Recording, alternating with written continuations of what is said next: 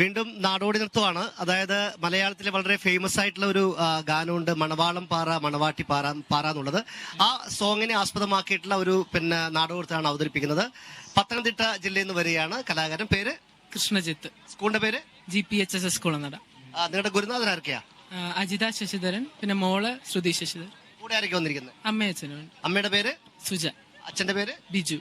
Biju, Suja. Okay, രണ്ടുപേരും എന്തെങ്കിലും കലാപരിപാടി എന്തുകൊണ്ടോ?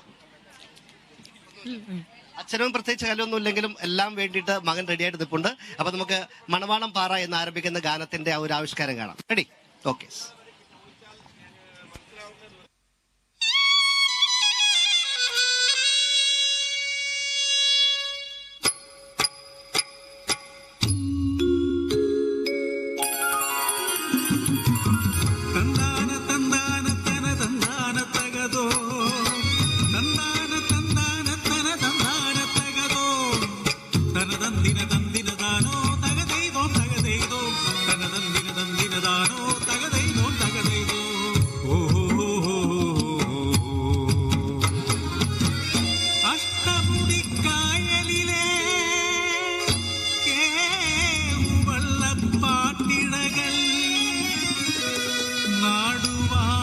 തമ്പുരാന്റെ കരളലിയുമ്പോൾ കാറ്റിനിളം കുഞ്ഞോളം ഓർമ്മകളിൽ അലിയുന്നു.